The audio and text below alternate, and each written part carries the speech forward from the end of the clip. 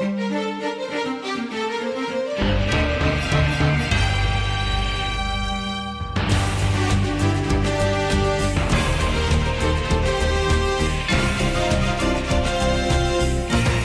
good morning, friends. I welcome you back to this day 2 of the technical sessions.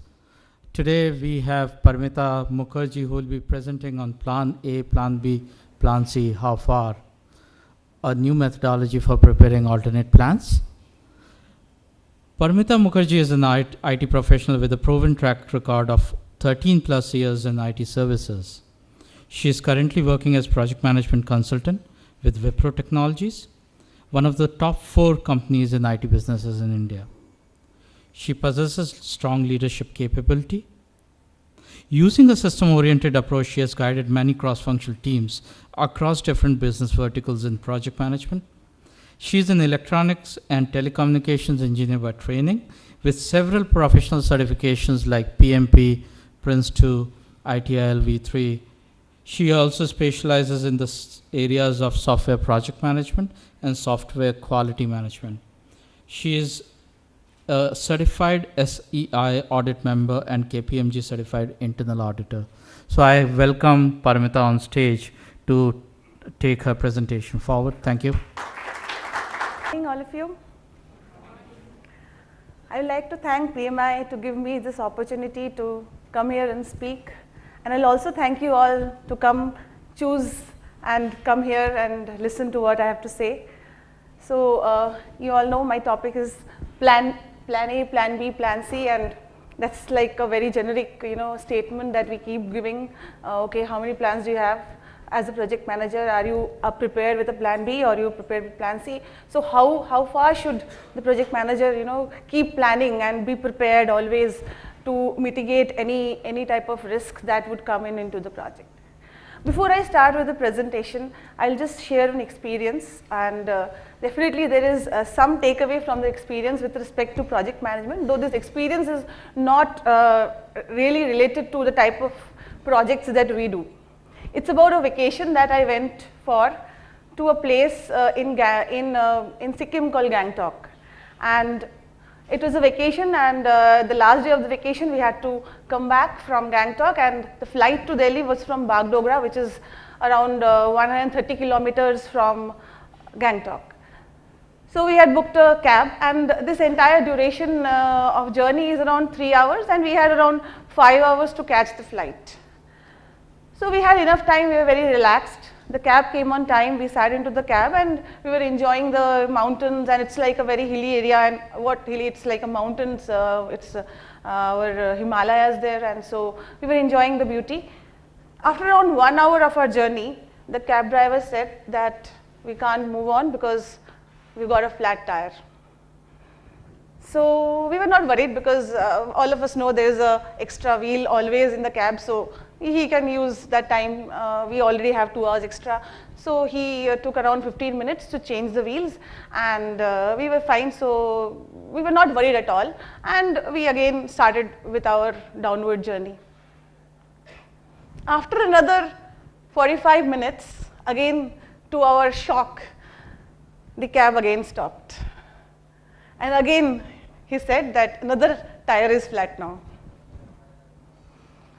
So what do you think the cab driver did? Any suggestions? Many of you would have faced similar situations, maybe in different circumstances. Yeah, please. After replacing the tire, we had to go to another shop, kind of nearby shop, and go for the repair of that particular. Yeah, but I missed that point. Thing is, it's a mountain region, and it's like we don't have too many mechanic shops there. And next, we kept looking out for a shop. Definitely, we kept looking out, but he was also sure that we won't find till we reach somewhere near New Jalpaiguri, where Bagdogra is. So there is like, we couldn't see one, and he was also not very sure that we'll be able to find any roadside mechanic in that route. It's like totally mountain terrain that we were crossing. Okay. Yeah, we are around 2 hours away from Gangtok already. So, any nearby cab service provider could the cab driver could have called another cab from nearby places? Okay, yeah. Yeah. But Fine, yeah, maybe, So, yeah, one thing that if you are traveling this kind of hill area, so you have to keep something like that. You can self-repair that kind of Yeah. tools and some solutions are coming right nowadays. So you can do like that. definitely. This was around 3 years back. But yes, so what I can hear is like many people have many suggestions that what he should have done. He could have kept this, or he could have called another cab. So what exactly he did was he waited. We waited for around 30 minutes, and we waited for another cab to arrive. Not that he called, like him, some more cabs are coming. So he waited for some more cabs to come. He stopped him. Maybe it was his friend, or they knew each other because if we relate it to our project management, this cab driver is my project manager. We are his customers. Our goal is to catch the flight on time. So he has to help me get to my goal. So he stopped another cab.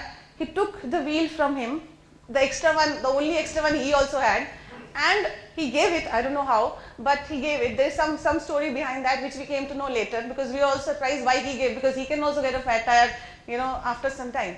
But he gave it, and then he fixed the tire, and we moved on. Okay, that's what really happened. Okay, so our plan A was that we will go smoothly and we'll reach Bagrogra on time. Got one flat tire, so he had a spare wheel. Maybe we utilized the plan B. Then this was the plan C, which is borrowing another tire, right? But the problem is that could have been that within the time limit which we had, nobody came, no car came, or the car driver would not have given the tire to him. But it is because of the experience of this guy who is the cab driver. We can call him as a domain expert in driving cars in that terrain, that he knew that such problems do occur, and he knew that this is how they help each other.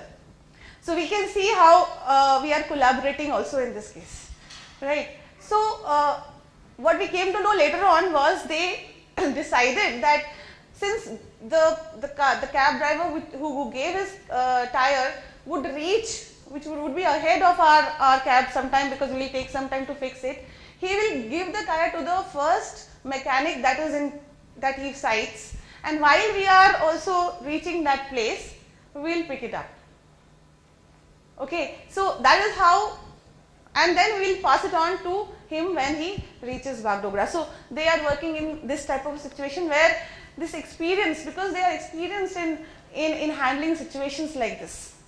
Okay, so definitely we have a takeaway that whatever number of plans we have, there is always a chance that each of them can fail. Every plan would have a reason to pass or fail. And whatever good a project manager plans for, still there is a probability that plans would fail, and that's why we want to have a foolproof. We cannot have a foolproof plan as such. We cannot have plan A, B, C, D, E, F, G, H, till whatever numbers, whatever alphabets you can think of. But there is also a cost involved, there is economy involved, and we cannot do it forever. So I'll be trying to bring out a methodology. It's like a derived methodology based on experiences that me, my colleagues, people working in my type of industry, which is mainly IT services industry, different type of projects in IT services industry, have known through the projects that they have done, and we have tried to build up a methodology around that. Okay, so that is what my presentation will be. So I'll start my presentation with that. So basically, this is the agenda. Okay, you will be looking at the agenda. So initially, I'll just give you a brief of what is the present situation like. Most of you are aware of. I mean, every day you are also, doing the same type of work. So that's only for information and to create a certain base on which the methodology is developed. Okay. Then I will move into the alternate planning methodology, which I have defined. So then I will talk about what that methodology is about. Okay, it's very it can be very generic, and it can be very specific based on how you use it and how you develop it. Okay, so I will just talk about initially what the situation in IT projects are at this point, or why should I say IT, any project starts with planning. So project manager would start creating the plan at the beginning of the project, which is the planning phase, and all project managers would do that, right? He will put in all his efforts, whatever experience he has through his lifetime in doing the projects, he would put it into that plan, because everybody wants the project to be a successful project. Nobody is planning to have an unsuccessful project, so everybody will put in their best. There is no question on that, there is no doubt on that. After the plan is created with the relevant information that the project manager at that point of time already has, could be through discussions with the customers or discussion with the sales and the pre-sales group of people who would have discussed things with the customer before him. So keeping all those things in mind, he has prepared one plan, which if it is given to him, he would like to utilize it across the project. But that really does not happen, okay? And once the project plan is created, he will also go ahead and get it approved by senior people in his organization and definitely by the customer. So all the setup is fine, but what we see is still the plans will change. Still, with all this preparation, plans will change, right? So let's see why. Why do these plans change so frequently? So why plans change? Nothing new, we all know it. There are two broad categories because of which plans change. Something which are internal to teams, we call them as internal factors. Internal to the team means things which are controlled within the project execution team itself. Teams can manage them properly. If not managed, then they can cause change in plans. So what are those? It could be lack of skilled resources. It's a luxury to get whatever type of skills you want it for from the bench which is available. Like, not always you will get them readily. So you would have to start your project or execute your project with lesser skilled people. You may have to cross train, or you have to develop some training plan or teach him on the job, but still whatever you wanted, we would not get it. And because of this lack, there could be times when you need to change your plans. There could be lack of experience.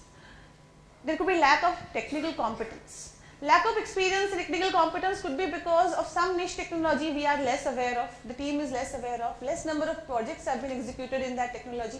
So definitely there is lack of knowledge in that area. And because of that, as and when we keep going in deep into the project, plans get changed because we are able to find out things which we did not know earlier. And last but not the least is processes. Many companies, they are like highly into processes, like the same my level 5 like my organization is. There are many such organizations, they have well defined processes.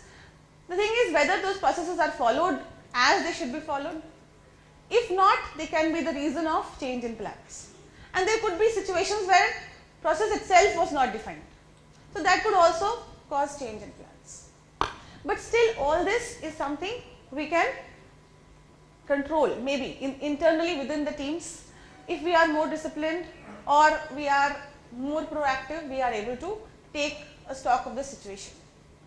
But the problem comes in where the factors are external, driven externally.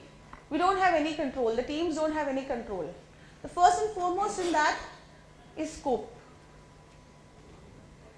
The customer can change the scope at any point of time. Nowadays, we have to be flexible. We cannot say that whatever we started off with is the only set of requirements we will carry forward. The competitor may be coming out with something new, so our customer also wants to incorporate that thing.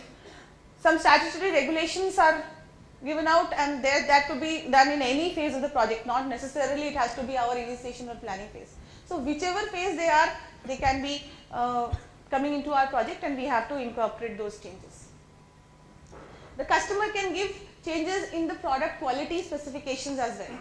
Whatever features they were defined in the scope, but what are the non-functional aspects which will go along with the features, that may be something which gets changed, because once the POC is there or once an initial prototype is given to the customer, he gets a feel of how fast maybe a web page is getting uploaded. So he may not be, very sure whether this is appropriate or not. He wants to get it, make it more faster or something. So these things can affect and can cause change in your plans. Finally, the budget.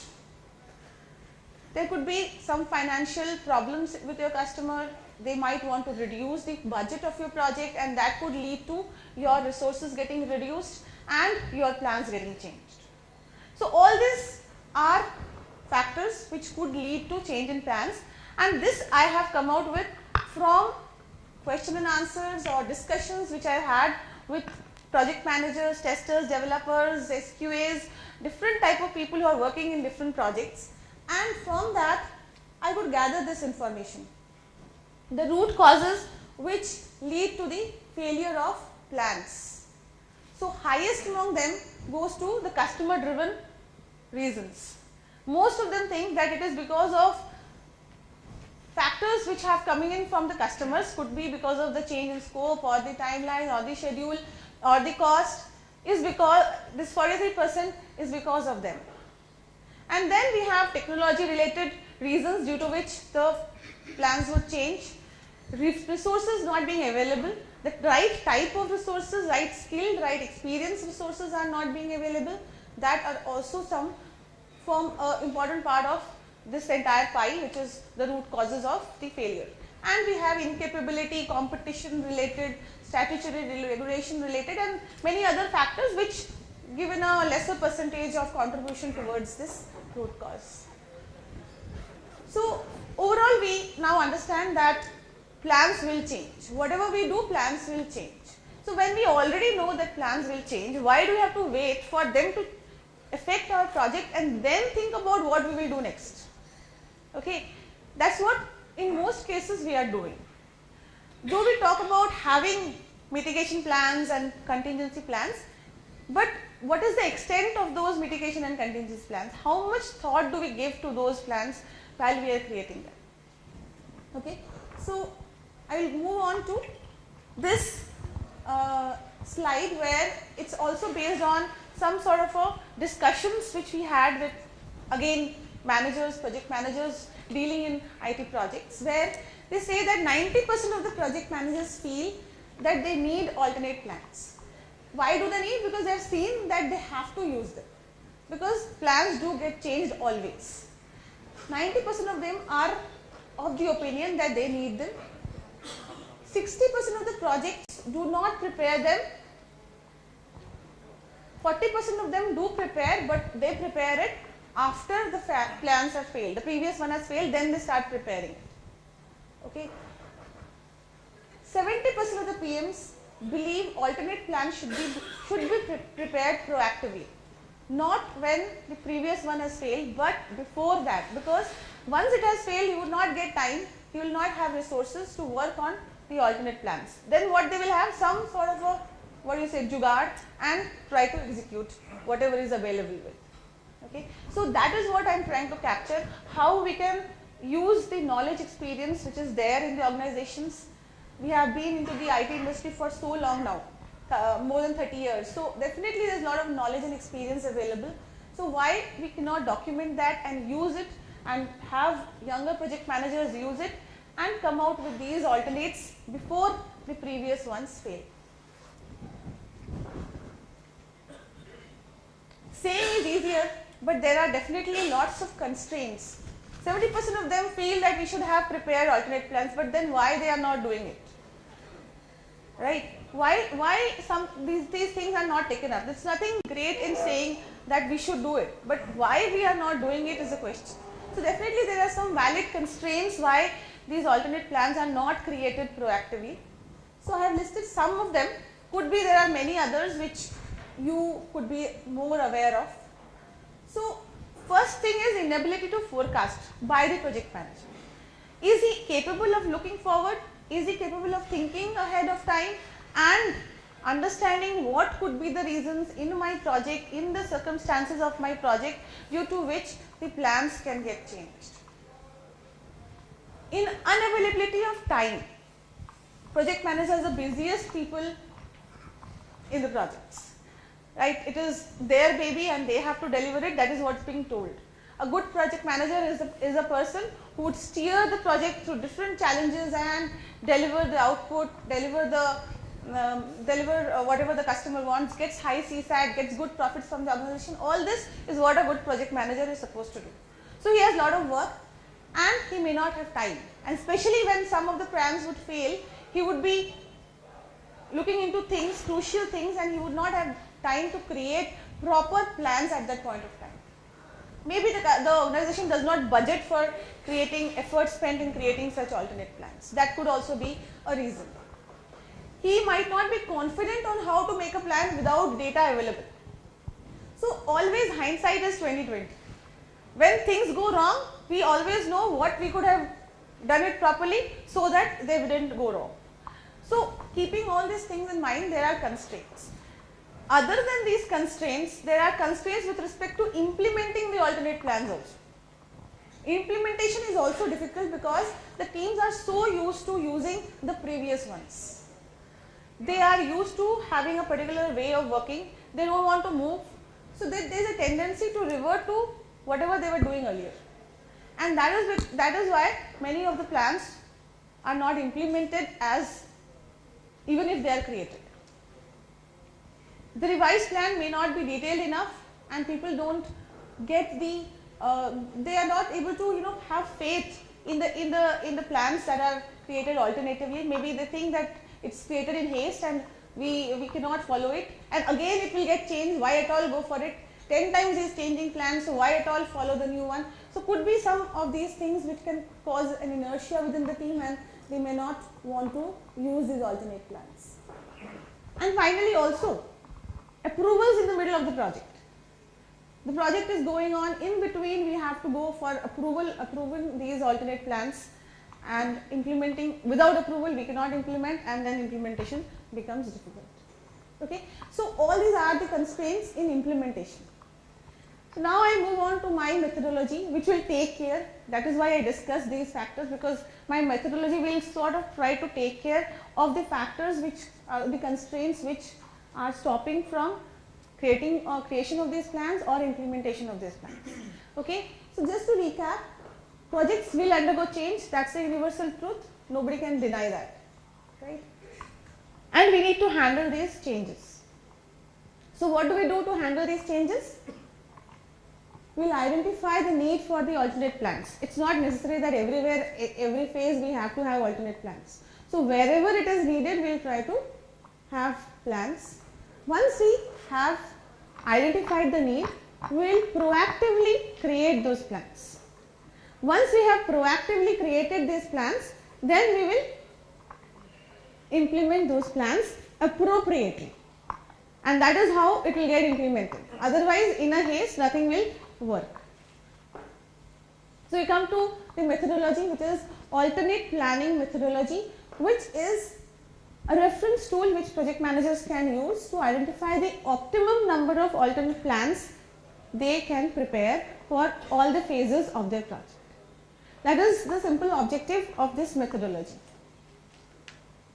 And this methodology will also take care of the constraints we talked about, the various constraints in various types of projects, plus the challenges with respect to the implementation of the projects, of the plans into the project. Three main simple points in this methodology are: first, we will try to create a guideline. The guideline is a document wherein we are capturing the information or the experience that people with lots of experience already have. It's nothing out of a box, or it's nothing magical. It is based on experience which people have in their minds. We are just trying to put it down in paper. So we have had discussions on gut feel and experience. So why we can't capture that gut feel? Because that gut feel has some scientific basis in the mind, some mapping in the mind. So why we can't put that mapping on paper? So this guideline is that mapping on paper. So we will create a guideline. Projects will use these guidelines to create the alternate plans. That is not the end of the story. These guidelines have to be revisited, refined, reformed again and again, else they will become unusable. So it's not a one-time affair. First we need to create a guideline, we create some benchmarks. We use it, once we use it, we see what is the outcome, whether it actually was something what the reality was, and again we go back and refine the guidelines so that next time my project is executed, we are more near to the number of alternate plans actually which were required in the project. So that is the cycle which will work for this methodology. So it's a 2 simple step process. Step 1, preparation of guidelines and benchmarks. Step 2, calculating the number of alternate plans for a new project. Okay. Step 1 is something which has to be done at a more generic level by experienced people to capture the knowledge they already have. Also, not only people, but the database which organizations would have, past project database, that would be used here to create the guidelines. Next, whenever a new project is conceived or it has to be started, they use these guidelines and they come up with the number of alternate plans and then they create those alternate plans. First step, preparation of guidelines. So, I have thought of 2 things here.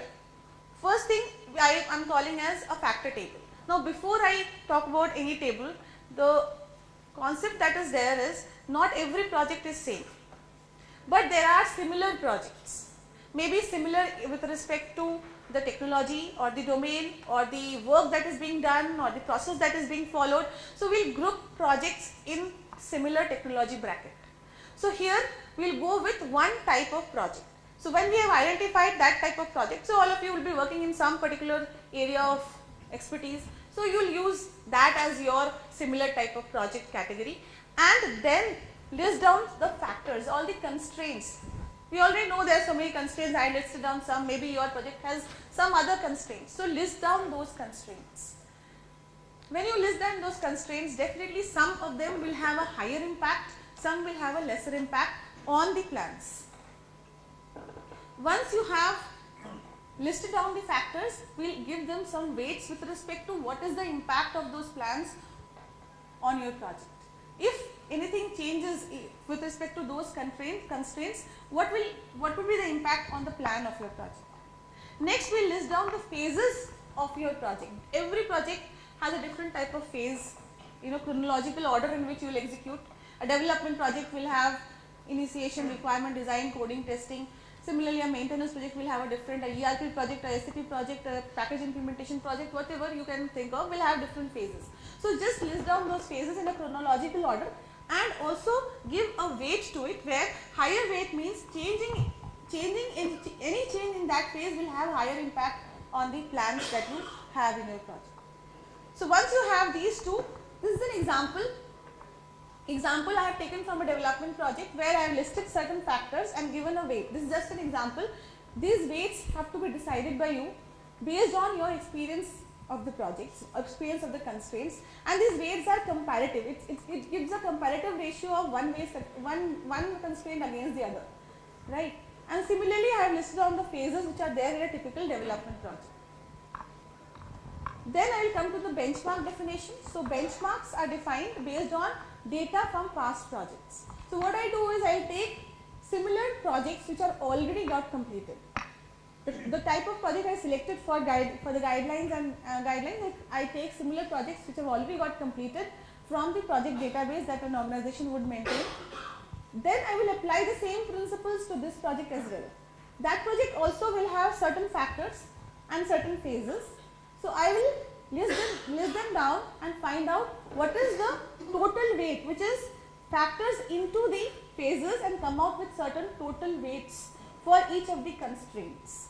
Already done project. So, that already done project, already closed project already has alternate plans which got created at that time.